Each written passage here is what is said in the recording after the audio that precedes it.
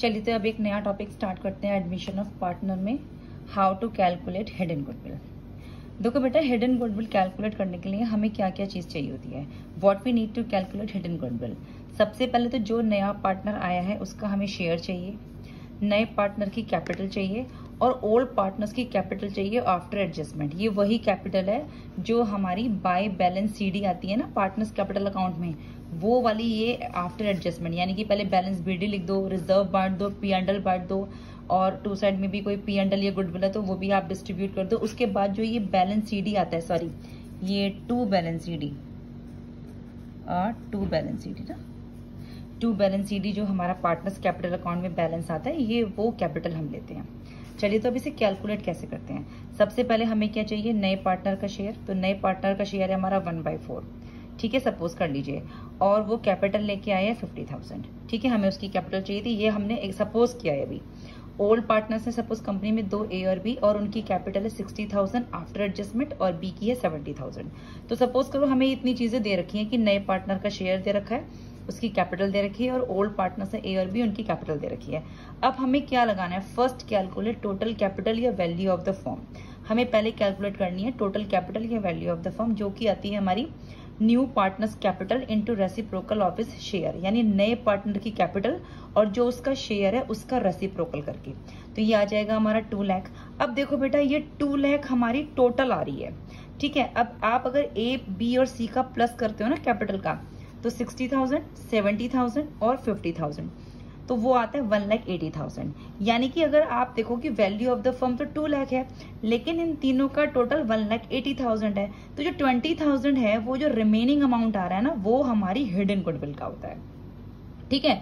जो हमारी total capital है फर्म की वो है 2 लाख और तीनों पार्टनर की टोटल कैपिटल है 1,80,000। यानी कि 2 लाख में ऐसा 1,80,000 का अगर माइनस करें तो 20,000 हमारा बचता है। तो वो ऐसा क्या चीज है जो 20,000 में आता है, तो वो है हमारी हिडन गुडविल। तो हिडन गुडविल हम ऐसे कैलकुलेट करते हैं, ठीक है। सबसे पहले हमें नए पार्टनर का शेयर पता होना चाहिए, नए पार्टनर की कैपिटल पता होनी चाहिए, पुराने पार्टनर्स की कैपिटल पता होना चाहिए और फिर हम इस फॉर्मूले से हिडन गुडविल कैलकुलेट कर लेंगे। क्वेश्चन कर लीजिए हिडन गुडविल का। Veena and Somesh were partners in a firm with capital of rupees 1,80,000 respectively. They admit Nisha on 1st April 2019 as a new partner for 1/4 share in the future profit of the firm. Nisha brought 90,000 as her capital and Nisha acquired her share 1/12 from Veena and the remaining from Somesh. Calculate the value of goodwill of the firm and pass this necessary general entries on Nisha's admission. देखो बेटा, इसमें एक तो हमें ये goodwill की value calculate करनी है और उसके बाद उसके अकॉर्डिंग गुडविल की एंट्रीज भी हमें कैलकुलेट करनी है। तो सबसे पहले हम अपनी गुडविल निकाल लेते हैं। तो देखो, हमें सबसे पहले चाहिए दोनों पार्टनर्स की, ओल्ड पार्टनर्स की कैपिटल, तो वो हमें गिवन है 1,80,000। अब नया पार्टनर कौन है, निशा है, तो उसका शेयर कितना है 1/4, निशा का शेयर है 1/4 और निशा की कैपिटल कितनी है, निशा की कैपिटल 90,000। तो पहले हम हिडन गुडविल निकाल लेते हैं। तो total capital value of the firm क्या होगी, नए पार्टनर का की कैपिटल इंटू उसके शेयर का रेसिप्रोकल 4 × 1, तो 3,60,000 आ गया। अब तीनों पार्टनर्स की कैपिटल को अगर हम प्लस कर लेते हैं तो 2,70,000 आता है। अब हिडन गुडविल क्या होगी, 3,60,000 में से 2,70,000 माइनस कर देंगे तो 90,000 हमारी हिडन गुडविल है।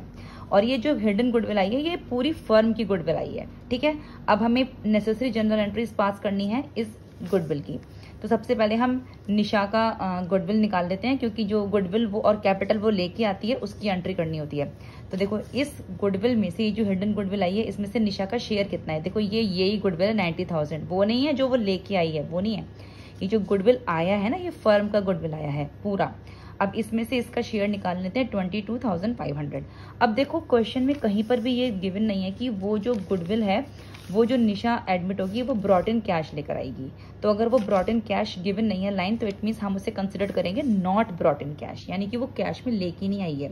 तो जब वो लेके नहीं आता तो उसके लिए हम करंट अकाउंट ओपन करते हैं। तो Nishas current account debit to Veenas capital account to Somesh capital account, जो हमारे पुराने पार्टनर्स हैं, और डिस्ट्रीब्यूट होगी सैक्रिफाइसिंग रेशियो में। अब देखो, सैक्रिफाइसिंग रेशियो हमने कैसे कैलकुलेट किया, वो 1/4 शेयर के लिए आई थी, 1/12 उसने वीना से लिया है और रिमेनिंग सोमेश से लिया है। यानी कि वीना का जो सैक्रिफाइसिंग रेशियो है वो 1/4 है, ठीक है। तो ये तो गिव ही नहीं है इसमें कि निशा ने 1/12 उससे लिया है वीना से, तो वीना का तो 1/12 गिव ही नहीं है। बाकी सोमेश से लिया है, तो बाकी कितना बचा, 1/4 के लिए वो आई थी, 1/12 उसने वीना से ले लिया। अब इन दोनों को अगर माइनस करें तो बाकी बचा हुआ 2/12 उसने सोमेश से लिया है। तो 1/12 वीना का और 2/12 सोमेश का, यानी 1:2 हमारा सेक्रीफाइसिंग रेशियो है। और ये जो निशा का जो अमाउंट आया गुडविल का 2250, ये हम सेक्रीफाइसिंग रेशियो में डिस्ट्रीब्यूट कर देंगे।